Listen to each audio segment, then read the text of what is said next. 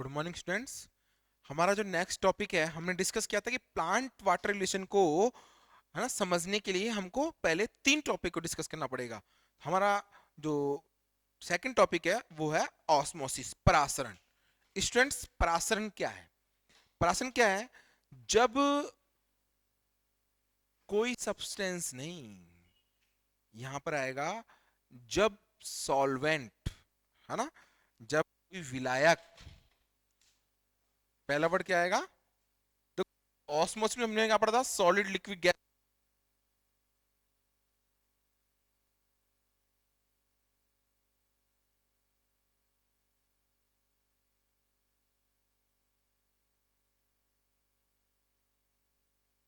Liquid भी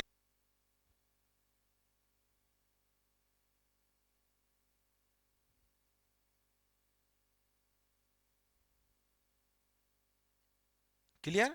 जब solvent या विलायक बाकी सेम है, क्या? अपनी उच्च सांद्रता,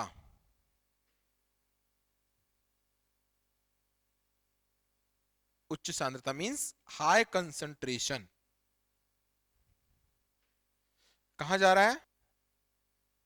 वही लो कंसंट्रेशन, निम्न सांद्रता की ओर।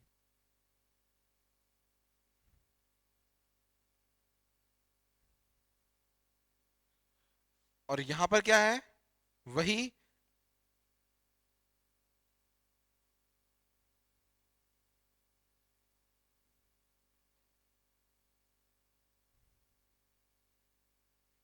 क्लियर। लेकिन यहां पर एक डिफरेंस है। एक तो ये, वहां पर हमने तीनों लिया था, सॉलिड लिक्विड गैस। यहां पर हम क्या लेंगे? केवल लेंगे सॉल्वेंट, है ना, या फिर केवल लिक्विड। और दूसरा मेम्ब्रेन, और उस मेम्ब्रेन को हम बोलते हैं सेमी परमिएबल मेम्ब्रेन। क्लियर। अर्ध पारगम्य झिल्ली। हाँ, तो हम क्या पढ़ेंगे?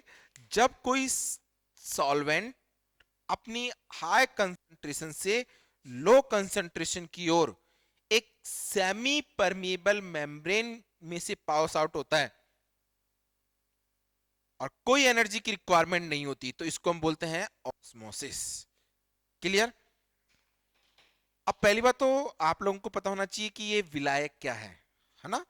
एक पहले अपन इसी टॉप वर्ड को समझते हैं। ये आपके पास एक ग्लास है, इसमें आपने ये लेमन वाटर या ऐसे बोले तो नींबू पानी भर रखा है। क्लियर। यहां पर ये जो लेमन वाटर है,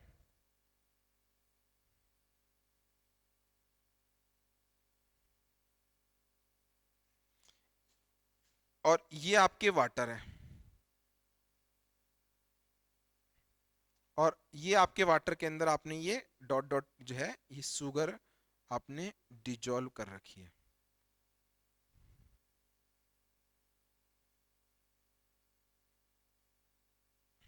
क्लियर। तो ये जो लेमन है, लेमन वाटर है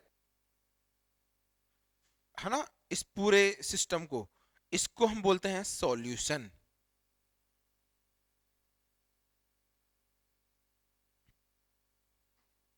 या हिंदी में आप बोल देते हैं, या आप इसको आपकी बुक के अंदर मीडियम वालों के घोल।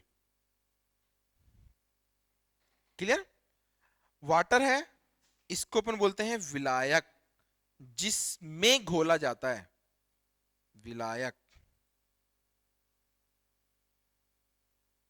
और इसको इंग्लिश में बोलते हैं सॉल्वेंट। क्लियर। और शुगर विलेय, जिसको घोला जाता है, इसको बोलते हैं सॉल्यूट। क्लियर। तो जिसको घोला जाता है दैट इज सॉल्यूट, विलेय। जिसमें घोला जाता है दैट इज विलायक, सॉल्वेंट। और विलेय और विलायक, सॉल्यूट और सॉल्वेंट का जो मिश्रण है, मिक्सचर, उसको हम क्या बोलते हैं? सॉल्यूशन या विलयन। तो आपके ये एक टॉपिक तो क्लियर हो गया। क्लियर। और मोस्टली जो आपके जो सॉल्वेंट होते हैं वो लिक्विड ही होते हैं, तो यहाँ पर हम लिक्विड भी लिख देते हैं। बाकी मोस्टली ऑस्मोसिस किस में देखा जाएगा? सॉल्वेंट में देखा जाएगा। क्लियर।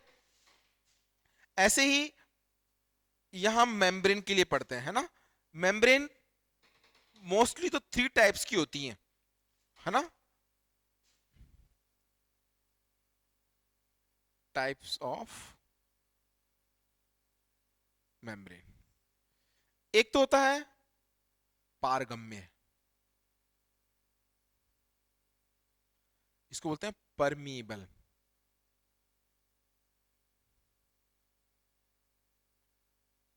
क्लियर। दूसरा होता है अपारगम्य,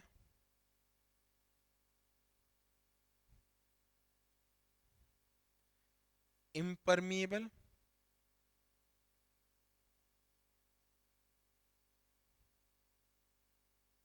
तीसरा क्या है? अर्धपारगम्य।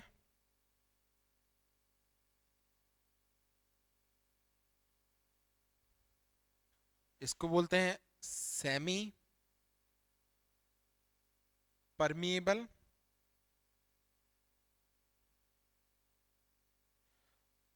क्लियर। और एक और हम यहां पर कंसीडर कर लेते हैं चयनात्मक पारगम्य।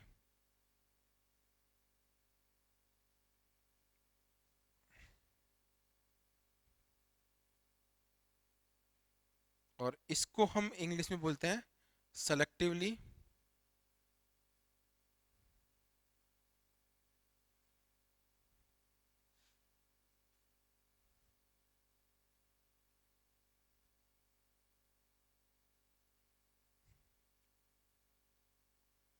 परमिएबल। Selectively permeable. क्लियर। अब देखो हम इसको समझते हैं। जो पारगम्य मेम्ब्रेन है ना, जो पारगम्य है, इसमें से क्या होगा?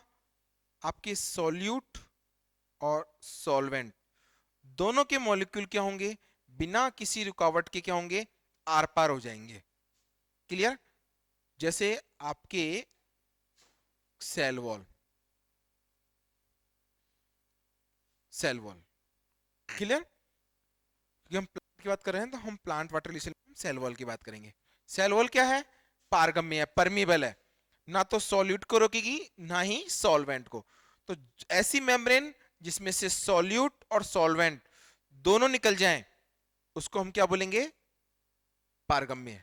अपारगम्य, जिसमें से दोनों ही नहीं निकल पाए, ना तो वो सॉल्यूट को निकलने दे और ना ही सॉल्वेंट को, उसको हम बोलेंगे क्या? अपारगम्य। एक है अर्धपारगम्य।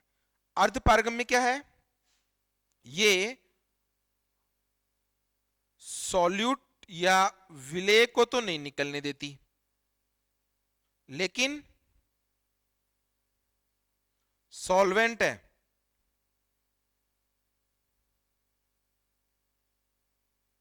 या विलायक, इसको निकलने दे देती है। तो इसको हम बोलते हैं अर्धपारगम्य, आधी पारगम्य। और वो भी आधी किसके लिए है? विलायक के लिए या सॉल्वेंट के लिए। क्लियर। और एक होती है चयनात्मक, सेलेक्टिवली परमेबल। ये क्या करती है? सभी सॉल्यूट को नहीं जाने देती, कुछ कुछ सॉल्यूट को क्या है?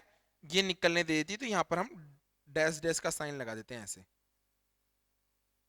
इसका मतलब ये सॉल्वेंट के जो पार्टिकल है उनको तो आराम से निकलने देगी, लेकिन जो सॉल्यूट है उसके कुछ कुछ पार्टिकल को सिलेक्ट कर रही है ना, कि भाई इतना ही तेरे को नहीं जाने दूं, तू चले जा। तो यहाँ पर सेलेक्टिवली परमेबल की तरह एक्ट कर रही है ना, सिलेक्शन कर रही है, इसलिए इसको बोलते हैं सेलेक्टिवली परमेबल। क्लियर। ऐसा आपके सेल मेम्ब्रेन है वो ऐसा रिएक्ट करती है कभी कभी। तो सेल मेम्ब्रेन आपके सेमी परमेबल में भी काउंट होती है, और सेल मेम्ब्रेन आपके जो सेलेक्टिव परमेबल उसमें भी काउंट होती है ना। सेमी भी काउंट होगी और सेलेक्टिवली, लेकिन वो उसकी बिहेव पे डिपेंड करेगी कि वो किस वक्त किस नेचर से एक्ट कर रही है। क्लियर? इसको अपन एक टेबल से थोड़ा समझने की कोशिश करते हैं, है ना। एक टेबल बनाते हैं, पहले आप इसको एक बार नोट कर लें।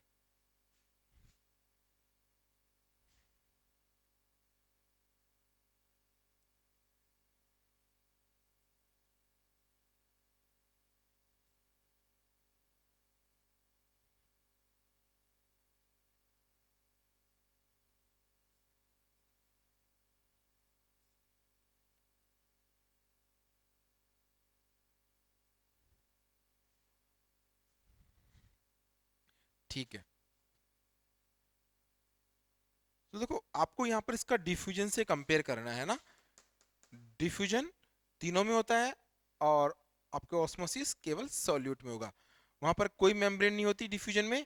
यहाँ पर आपकी क्या है, एक मेम्ब्रेन है, सेमी परमेबल मेम्ब्रेन। हम एक प्रैक्टिकल के थ्रू इसको समझने की कोशिश करेंगे, लेकिन उससे पहले अपन एक टेबल बना लेते हैं, जिससे क्या होगा आपके कुछ कुछ समझ में आ जाए।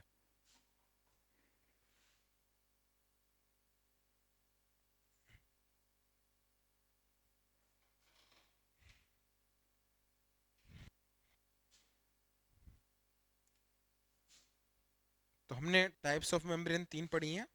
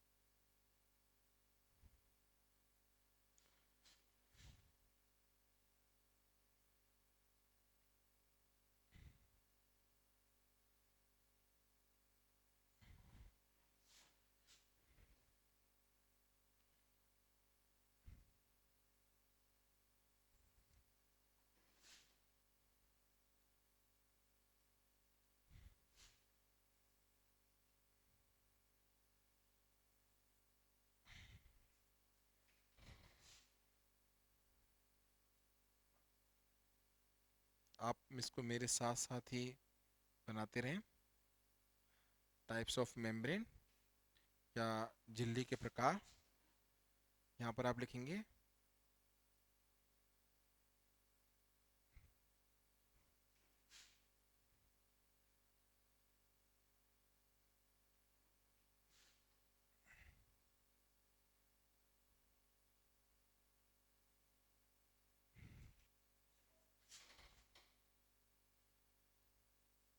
टाइप्स ऑफ मेम्ब्रेन, झिल्ली के प्रकार। सॉल्वेंट मतलब आपके विलायक, सॉल्यूट मतलब आपके विलेय, एग्जाम्पल मतलब उदाहरण।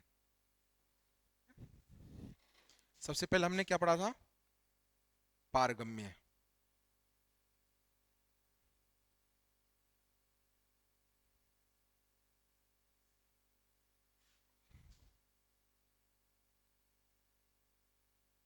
परमिएबल। क्लियर? ये सॉल्यूट के पार्टिकल को भी जाने देती है, सॉल्यूट को भी पार्टिकल जानेगी। और इसका एग्जांपल है आपके सेल वॉल, कोशिका भित्ति। थोड़ा सा बेटा ये एग्जांपल याद रखें, क्योंकि आगे आपके काम आएगा। ठीक है,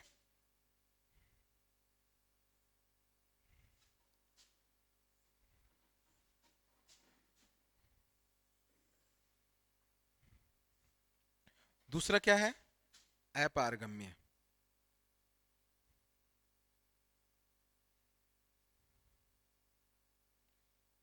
इम्परमिएबल।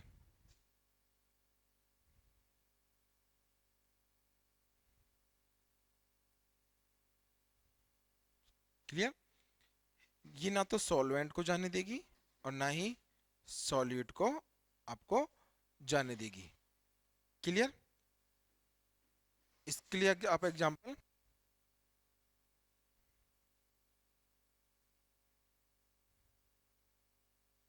पॉलीथीन ले सकते हैं ना।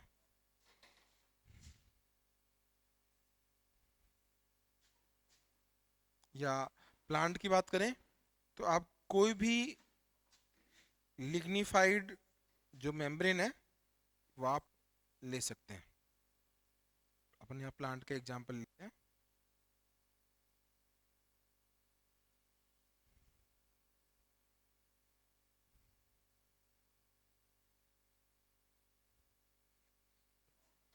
इसके बाद तीसरा क्या है? अर्ध पारगम्य, semi permeable.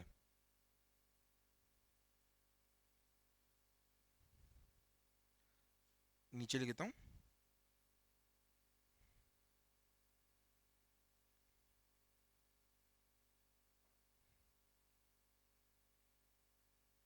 Semi permeable. Clear? तो ये सॉल्वेंट के पार्टिकल को जाने देगी लेकिन सॉल्यूट के पार्टिकल को नहीं जाने देगी। और एग्जांपल क्या आपके? कोशिका झिल्ली, सेल मेम्ब्रेन।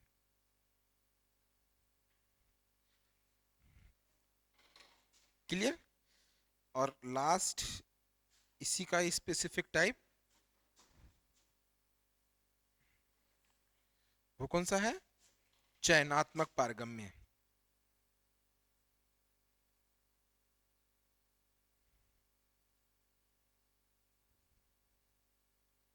इसको हम बोलते हैं सेलेक्टिवली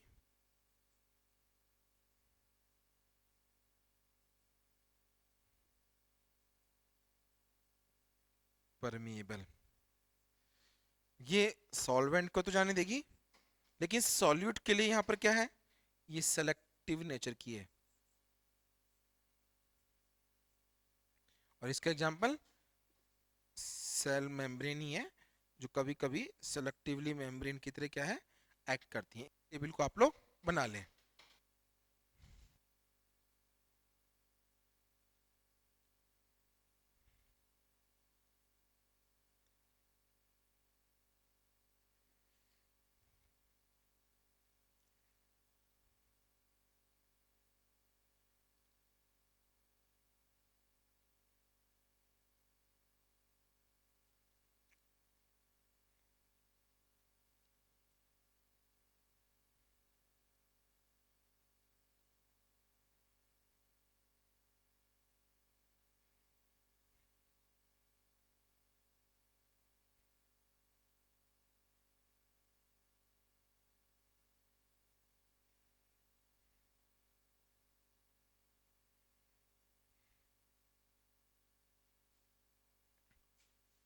स्टूडेंट्स, अब इस ऑस्मोसिस को हम प्रैक्टिकल के थ्रू समझने की कोशिश करते हैं, है ना। हम एक एग्जांपल लेते हैं।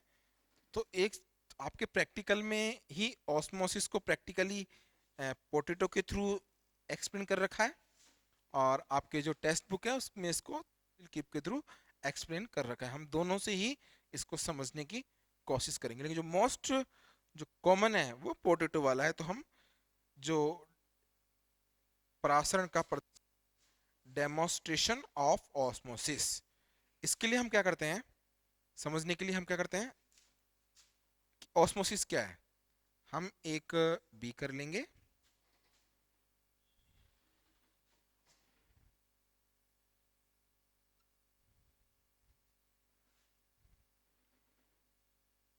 क्लियर, और एक पोटैटो, है ना, मोटा सा, उसका हम छिलका उतारेंगे। छिलका उतारने के बाद उसके बीच में एक कैविटी बनाएंगे। कैविटी ऐसे बनाएंगे कि इसकी जो चारों तरफ की जो लेयर है ना, एक कप शेप, है ना, एक कप शेप। वाल बहुत पतली हो, है ना, पर ऐसे नहीं कटी फटी हो, है ना। इसको अपन प्रैक्टिकल में बना के देखेंगे। तो आप एक पोटैटो के बीच में कैविटी बनाएंगे और नीचे से फ्लैट कर देंगे और इस तरह से आप इसमें एक पोटैटो रख देंगे। आप स्टैंड के थ्रू भी इसको लगा सकते हैं।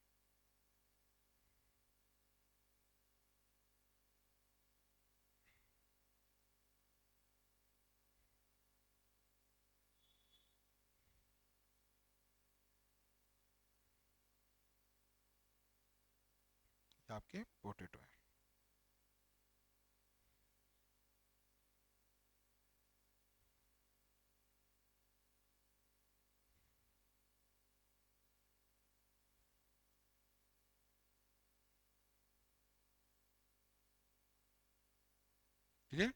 अब आपको यहाँ क्या कर देना है, बिल्कुल फ्रेश वाटर, शुद्ध जल आपको इसके अंदर भर देने का बीकर के अंदर।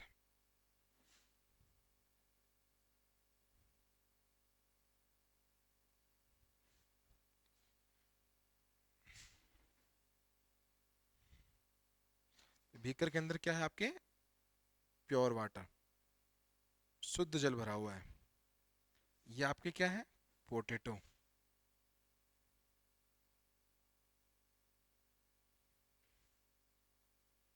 क्लियर। अब आपको क्या करना है, ये जो कैविटी है इसके अंदर शुगर कंटेंट, शर्करा विलयन भरना है।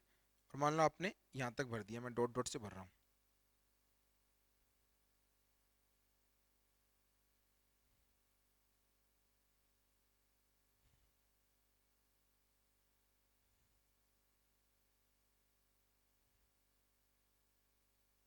और यहां से फिर अपने एक आलपिन लगा दी ए। क्लियर। अब आपको इसको कुछ समय के लिए 2-5 घंटे या 8 से 10 घंटे तक आपको इसको एज इट इज रख देने का है। क्लियर। 8 से 10 घंटे के बाद जब आप इसको ऑब्जर्व करेंगे तो आप देखेंगे कि वाटर लेवल बढ़कर इतना हो चुका है। और आप यहाँ पर आलपिन लगा देंगे, दूसरी इधर लगा देंगे बी। क्लियर। अब आप एक मेजर करना कि लेवल बढ़ा, इसका मतलब पानी बाहर से अंदर आया इस कैविटी के अंदर। क्लियर। क्यों, क्योंकि यहाँ पर वाटर की कंसंट्रेशन ज्यादा है। शुगर सॉल्यूशन में शुगर भी तो है ना, प्योर वाटर थोड़ी है। शुगर के अंदर, वाटर के अंदर शुगर की मिलावट कर दी है ना। तो यहाँ पर क्या है, वाटर कंसंट्रेशन कम है, यहाँ वाटर कंसंट्रेशन ज्यादा है। तो वाटर क्या है, अंदर आ गया। अब कुछ बच्चे पूछते हैं सर यहाँ शुगर कंसंट्रेशन ज्यादा है, बाहर तो शुगर बिल्कुल नहीं है। तो यहाँ शुगर कंसंट्रेशन ज्यादा है, यहाँ कम है, तो शुगर बाहर भी आनी चाहिए। लेकिन अपन पढ़ रहे हैं ऑस्मोसिस। ये जो मेम्ब्रेन है पोटैटो की, ये सेमी परमीबल है, जो सॉल्वेंट के पार्टिकल को जाने देगी, लेकिन सॉल्यूट के पार्टिकल को क्या है, ये नहीं जाने देती। तो ये वाटर के मॉलिक्यूल को इधर तो आने दे देगी, लेकिन वाटर के मॉलिक्यूल को, सॉरी शुगर के मॉलिक्यूल को बाहर नहीं जाने देगी। तो केवल वाटर क्या होगा, बाहर से, बीकर से कैविटी के अंदर आएगा, शुगर बाहर नहीं जा पाएगा, क्योंकि शुगर क्या है, सॉल्यूट है। तो हमने देखा यहाँ पर कि यहाँ पर सॉल्यूट का पार्टिकल अपनी हाई कंसंट्रेशन से लो कंसंट्रेशन की ओर मूव कर रहा है, सॉल्यूट नहीं, सॉल जो सॉल्वेंट है वाटर वो।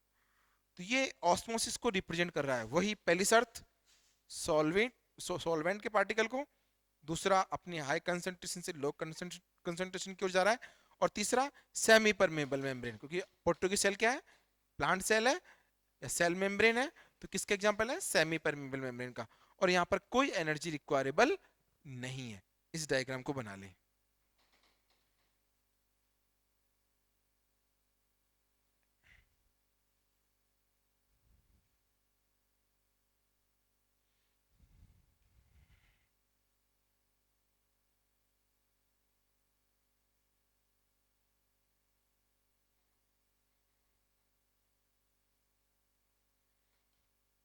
तो स्टूडेंट्स, हमारे ऑस्मोसिस की डेफिनेशंस क्या होगी, लिखें आप।